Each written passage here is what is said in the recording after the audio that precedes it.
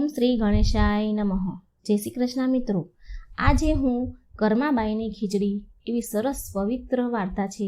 આ વાર્તા સાંભળવાથી જ ભગવાન આપણા દુઃખ, આપણા પાપો નષ્ટ કરી દેશે. આ વાર્તા ખૂબ પવિત્ર વાર્તા છે, તો અંત સુધી સાંભળજો કે કેવી કર્માબાઈની ભક્તિ હતી, નિસ્વાર્થ ભક્તિ હતી, ભોળું મન હતું અને તેની ખીચડી ભગવાન ખૂબ પ્રેમથી જમવા આવતા હતા. તો મિત્રો, આ વાર્તા ખૂબ સરસ છે, તો પૂરી ધ્યાનથી સાંભળજો. આ વાર્તા કર્માબાઈની ખીચડીની સન 1615માં રાજસ્થાનમાં નાગોર જિલ્લાના એક ગામમાં જીવનરામ હુડે નામનો એક ખેડૂત રહેતો હતો. તેના ઘરે એક છોકરીનો જન્મ થયો. ત્યારે તેના ઘરમાં ખુશીનું કોઈ ઠેકાણું ના રહ્યું. તે જીવનરામ હુડીને તેના ઘરે દીકરી જન્મી તો એ ખૂબ ખુશ થયા અને તેમણે તેમની છોકરીનું નામ કર્માબાઈ પાડી દીધું. કર્માબાઈ નામ રાખ્યું. જીવનરામ કૃષ્ણ ભગવાનના પરમ ભક્ત હતા. તેમના ઘરે કૃષ્ણ ભગવાનનું એક નાનું એવું મંદિર હતું. જીવનરામને એક નિયમ હતો કે તે રોજ કૃષ્ણ ભગવાનને ભોગ ધરાવે, થાળ ધરાવે અને પછી જ જમે. આ એનો નિત્ય નિયમ હતો. અને કર્માબાઈ થોડા મોટા થયા એટલે તે પણ તેના પિતાને પૂછે છે કે પિતાજી, તમે રોજ ભગવાન કૃષ્ણને ભોજન જમાડ્યા પછી જ જમો છો? ત્યારે તેના પિતા જીવનરામ બોલ્યા, હા બેટા, જ્યારે શ્રી કૃષ્ણ ભગવાન ભોજન જમી લે પછી જ હું જમું છું. તેના પિતાને કર્માબાઈના પિતાજી રોજ ભગવાનની ભક્તિ કરે, રોજ નિત્ય પૂજા પાઠ કરે અને આ બધું જ રોજ કર્માબાઈ જુએ. અને આ બધું જોતાં જોતાં કર્માબાઈનું જીવન વીતે છે. અને આમ કર્માબાઈ મોટા થતા ગયા. અને થોડા મોટા થયા એટલે એકવાર તેના પિતા જીવનરામ કર્માબાઈને કહે છે કે હું થોડા દિવસ માટે તીર્થયાત્રામાં જવાનું છું.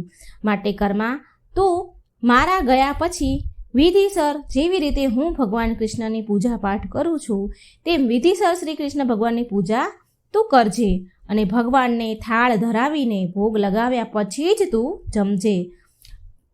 તને હું તેની બધી પૂજા વિધિ સમજાવી દઉં છું. કેવી રીતે કરવાનું, શું કરવાનું એ તને બધું જ સમજાવું છું. તેવી રીતે તું રોજ પૂજા કરજે અને ઘરનું પણ ધ્યાન રાખજે.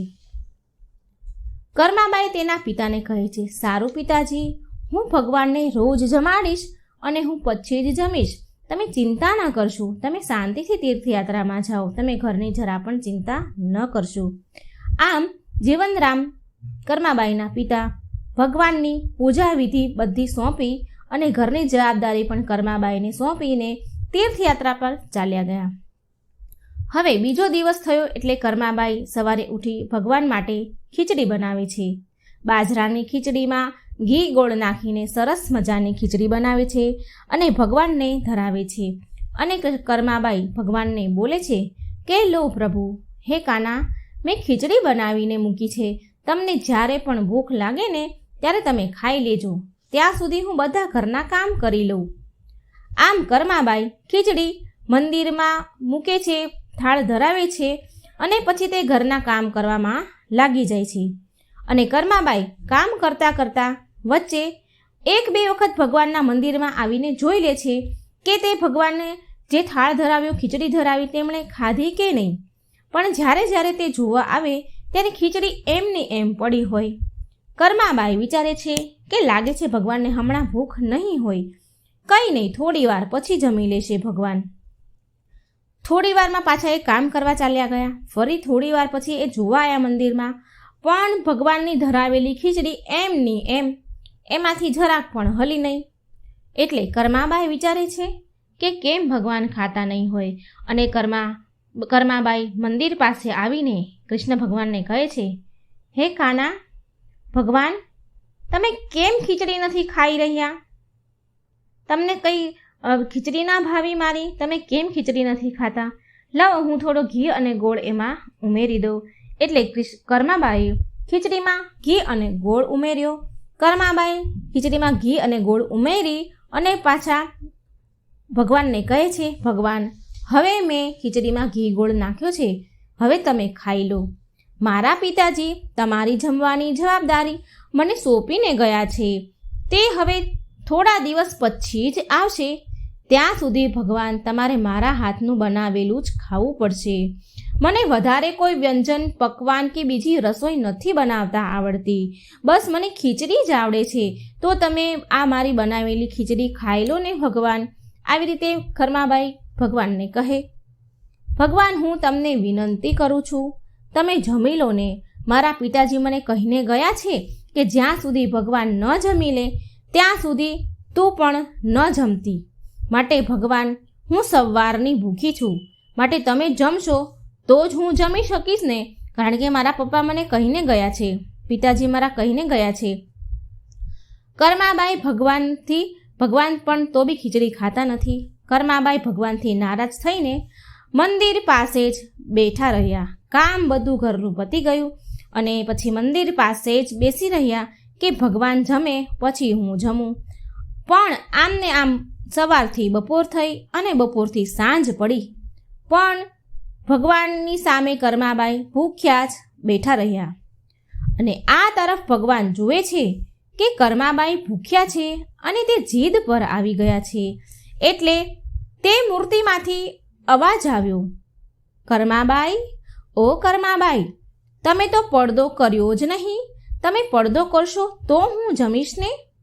કર્માબાઈ બોલ્યા, સારું ભગવાન, હું મારી ચૂંદડીનો પડદો કરું છું, તમે આરામથી ખીચડી ખાઈ લો. તમારે મને પહેલેથી જ કહેવું જોઈએ ને. આટલી જ નાની વાત હતી, કારણ કે તમે પણ આખો દિવસ ભૂખ્યા રહ્યા અને હું પણ આખો દિવસ ભૂખી રહી. અને થોડી વારમાં પડદો કર્યો કર્માબાઈએ, એટલે થોડી વારમાં ભગવાન ખીચડી બધી જ ખાઈ ગયા. અને કર્માબાઈ મંદિરમાંથી તે ભોગની જે થાળી હતી ખાલી થઈ ગઈ. એટલે તે થાળી લઈ અને ઊભા થઈ અને પછી પોતે પણ ખીચડી જમવા બેસી ગયા. તેમણે પણ જમ્યા. અને હવે તો રોજ કર્માબાઈ સવારે પહેલાં જ ઉઠીને ભગવાન માટે ખીચડી બનાવતા અને ભગવાનને ખીચડીનો ભોગ ધરાવે અને પડદો આડો કરી દેતા અને ત્યાં મંદિર પાસે બેસી જતા. ચૂંદડીનો પડદો કરે અને ત્યાં જ બેસી રહે અને ભગવાન તે ખીચડી બધી જ ખાઈ જતા. થોડી વાર પછી કર્માબાઈ મંદિરનો પડદો ખોલે તો ખીચડીની થાળી ખાલી થઈ ગઈ હોય. અને કર્માબાઈને વિચાર આવ્યો કે ભગવાનને બહુ ભૂખ લાગતી હશે ને, એટલે મારે ખીચડી ધરાવવામાં થોડું મોડું થાય છે, માટે કાલથી તો હું સવારમાં ઉઠીને પહેલાં જ ખીચડી બનાવી દઈશ અને પછી જ હું બધા ઘરના કામ કરીશ. આવું વિચાર્યું. ભગવાનને બહુ ભૂખ લાગે છે. જેવી હું ધરાવું છું તેવી ફટાફટ ખીચડી ખાઈ જાય છે ભગવાન. અને હવે કર્માબાઈની બનાવેલી ખીચડી શ્રી કૃષ્ણ ભગવાન બહુ ખુશીથી ખાતા હતા. તેમને બહુ ભાવતી હતી ખીચડી કર્માબાઈની.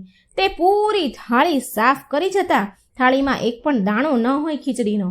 એક દિવસ કર્માબાઈના પિતા તીર્થયાત્રા પરથી ઘરે આવ્યા અને કર્માબાઈને પૂછે છે, કર્મા બેટા, કેમ છે તું? એટલે કર્માબાઈ તેના પિતાજીને કહે છે, પિતાજી, હું તો સારી છું, પણ પહેલા દિવસે તો ભગવાને મને બહુ હેરાન કરી. પહેલા દિવસે તો ભગવાન ભોજનમાં જમવા માટે બહુ નખરા કરતા હતા. પૂરો દિવસ ખાધું જ નહીં. આખો દિવસ હું વાટ જોઈને બેઠી અને તેમણે તો છેક સાંજે ખીચડી ખાધી અને હું પણ આખો દિવસ ભૂખી રહી. ભગવાન પણ આખો દિવસ ભૂખ્યા રહ્યા. અને હવે તો પછી તો રોજ ભગવાન સવારમાં જ ખીચડી ખાઈ લે છે. હવે કોઈ નખરા નથી કરતા.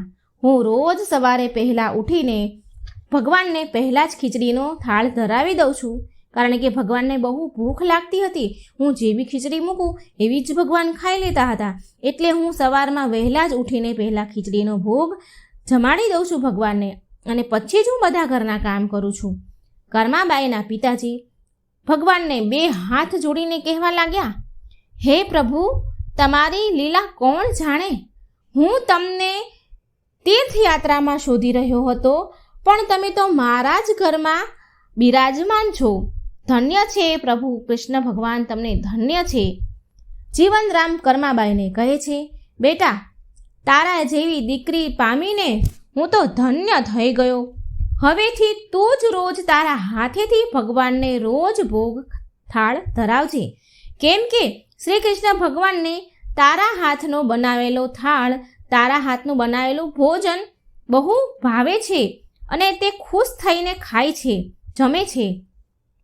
તેને તારા હાથનું ભાવે છે, માટે તું જ રોજ ભગવાનને ભોજન ધરાવજે. અને હવે તું જ ભગવાનની જેવી સેવા તે કરી મારા ગયા પછી એવી સેવા હવે તું રોજ કરજે. હવેથી ભગવાનના બધા જ કાર્યો તું જ કરજે. કર્માબાઈ તો આ સાંભળીને બહુ ખુશ થઈ ગયા અને હવે તો રોજ કર્માબાઈ વહેલી સવારે ઉઠીને નાયા ધોયા વગર જ ભગવાન માટે ખીચડી બનાવે છે અને ભગવાનને ધરાવે છે અને ભગવાન પ્રેમથી કર્માબાઈની ખીચડી ખાય છે. થોડો સમય થયો એટલે કર્માબાઈના પિતા સ્વર્ગવાસી થઈ ગયા અને હવે તો કર્માબાઈ એકલા થઈ ગયા. માતાનું મૃત્યુ તો પહેલેથી થઈ ગયેલું હતું. પિતા એકલા હતા, હવે તેનું પણ મૃત્યુ થઈ ગયું અને હવે એકલા પડી ગયા એટલે તેમને ગમતું ન હતું. માટે કર્માબાઈ શ્રી કૃષ્ણ ભગવાનની મૂર્તિને લઈને તીર્થયાત્રામાં નીકળી ગયા. પગપાળા જ તીર્થયાત્રા કરવા લાગ્યા અને ભારતના અલગ અલગ તીર્થોના તેમણે દર્શન કર્યા. પછી ઓડિશામાં આવેલું જગન્નાથપુરીના મંદિરે આવ્યા. તીર્થયાત્રા કરતાં કરતાં અને ત્યાં કર્માબાઈએ વિચાર્યું કે બસ હવે અહીં જ આ જગન્નાથપુરીમાં મંદિર પાસે જ એક ઝૂંપડી બનાવીને ભગવાનની સેવા પૂજા કરીશ. અને આમ ત્યાં ઝૂંપડી બાંધીને રહેવા લાગ્યા અને રોજની જેમ ભગવાનને ઉઠીને નાયા ધોયા વગર જ ભગવાનને ખીચડીનો ભોગ ધરાવીને જમાડી દેતા અને ભગવાન જમતા. ઘરે થોડી જ વારમાં થાળી ખાલી થઈ જાય. જેવી ભગવાનને મૂકે ધરે એવી જ થોડી વારમાં થાળી સાફ થઈ જાય અને પછી જ કર્માબાઈ નાહી ધોઈને ઘરના બીજા કામ કરતા હતા.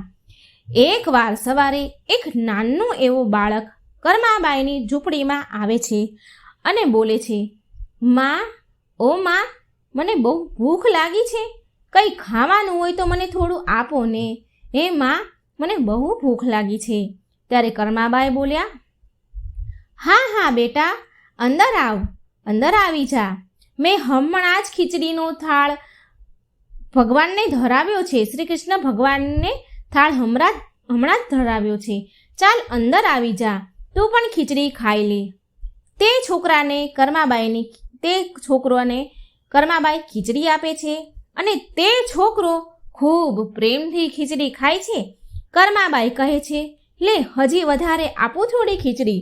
એટલે તે છોકરો ના પાડે છે, ના ના માં, તમારી ખીચડી બહુ જ સ્વાદિષ્ટ હતી, બહુ સરસ હતી, મને ખૂબ જ ભાવી, આનંદ આવી ગયો ખીચડી ખાઈને. અને ફરી છોકરો એ કર્માબાઈને બોલે છે કે માં, હું કાલે પણ ખીચડી ખાવા આવી શકું છું? કર્માબાઈ તે બાળકને કહે છે, તું કાલે જ નહીં પણ મારા ઘરે તું ખીચડી ખાવા માટે રોજે જ આવજે. હું રોજ તારા માટે ખીચડી બનાવીશ, તને ખવડાવીશ. એમ પણ હું શ્રી કૃષ્ણ ભગવાનને રોજ ખીચડીનો થાળ ધરાવું છું, તો તારા માટે પણ હું બનાવીશ. કર્માબાઈની ઝૂંપડીમાં સ્વયં જગન્નાથ ભગવાન પોતે બાળકનું સ્વરૂપ લઈને ખીચડી ખાવા માટે આવ્યા હતા. અને હવે રોજ કર્માબાઈ જેમ શ્રી કૃષ્ણ ભગવાનને ખીચડીનો થાળ ધરાવતા હતા એટલે થોડી વાર થાય એટલે તરત જ તે બાળક ફરી ખીચડી ખાવા માટે કર્માબાઈની ઝૂંપડીમાં આવી જાય છે. એકવાર કર્માબાઈની ઝૂંપડીમાં એક સાધુ આવ્યા અને કર્માબાઈને કહે છે કે કર્માબાઈ, રોજ સ્નાન કર્યા પછી નાહ્યા ધોયા પછી જ ભગવાનને થાળ ધરાવવો જોઈએ. તે સાચી વાત છે. કર્માબાઈ, તમે સવારે રોજ નાહી ધોઈને જ સ્વચ્છ થઈને જ ભગવાનની વિધિ વિધાનથી પૂજા કરીને ભગવાનને થાળ ધરાવ્યા કરો. નૈયા ધોયા વગર ભગવાનને થાળ ન ધરાવાય, પૂજાપાઠ ન કરાય. ત્યારે કર્માબાઈ તે સાધુને કહે છે, સારું મહારાજ, હવેથી હું રોજ નાહી ધોઈને પછી પૂજા વિધિ કરીને ભગવાનને થાળ ધરાવીશ. હવે સાધુ મહારાજની આવી વાત માની છે કર્માબાઈ અને હવે રોજ સવારમાં પહેલાં ઉઠીને સીધી જ ખીચડી બનાવતા હતા. પણ હવે કર્માબાઈ નાહી ધોઈ સ્વચ્છ થઈ બધા કામ કરી અને ભગવાનની વિધિ વિધાનથી પૂજા કરીને જ ભગવાનનો થાળ તૈયાર કરે છે. ભગવાનને થાળ ધરાવે છે. અને એટલે કર્માબાઈને ખીચડી બનાવતા બહુ મોડું થઈ જાય છે, કારણ કે કામ કરે એટલે મોડું તો થઈ જાય. પણ પેલો જે બાળક આવ્યો હતો, જે રોજ ખીચડી ખાવા આવતો હતો, તે તો તેના સમયે સવારમાં રોજ જ ખીચડી ખાવા આવી જ જાય. કર્માબાઈની ખીચડી વહેલી સવારમાં તૈયાર થતી ન હતી. પેલો બાળક વહેલો આવીને બેસે અને ખીચડી તૈયાર થાય નહીં. પેલો બાળક આવીને કર્માબાઈને કહે, માં જલ્દી ખીચડી આપો ને, માં બહુ ભૂખ લાગી છે, જલ્દી કરો ને માં. કર્માબાઈ કહે, હા બેટા બેસ, હું થોડી જ વારમાં ખીચડી તૈયાર કરું છું અને હું આપું છું. થોડી વાર શાંતિથી બેસી જા, હું ભગવાનને બી થાળ ધરાવું છું અને તને પણ આપું છું. અને તે બાળકના રૂપમાં જગન્નાથ ભગવાન પોતે જ આવતા હતા. પછી કર્માબાઈ ખીચડી તૈયાર થાય એટલે તે બાળકને આપે, એટલે તે બાળક જલ્દી ખીચડી ખાઈને ચાલ્યા જાય. હાથ મોઢું પણ ધોવા ન રહે. મોઢે તો ખીચડી ચોંટેલી હોય, હાથમાં ખીચડી ચોંટેલી હોય અને ખાઈને એવા ફટાફટ ત્યાંથી ચાલ્યા જાય તે બાળક. અને પછી જગન્નાથ ભગવાનના મંદિરમાં તે ભગવાન હતા, એટલે એ બાળક ભગવાનના મંદિરમાં આવીને મૂર્તિમાં સમાઈ જાય. અને મૂર્તિમાં ખીચડી ચોંટેલી રહે મોઢા ઉપર અને હાથમાં પણ ખીચડી લાગેલી રહે. તો એકવાર ત્યાં પૂજારી જે પૂજા કરતા હોય, જે બ્રાહ્મણ મૂર્તિ ભગવાનની જે પૂજા કરે, તેને સામે જુએ, મૂર્તિ સામે જુએ અને વિચારે કે અરે, આ તો ભગવાનના મોં ઉપર ખીચડી લાગેલી છે. મેં તો કેટલાય દિવસ થઈ ગયા, કેટલો સમય થઈ ગયો, ભગવાનને ખીચડીનો ભોગ ચડાવ્યો જ નથી. હે ભગવાન, આ તમારી કેવી લીલા છે? આ તમારા મોઢા ઉપર ખીચડી કેમ ચોંટી હશે? તે પૂજારી તો વિચાર જ કરતા રહ્યા અને સાંજ પડી એટલે એ પૂજારી સૂઈ ગયા.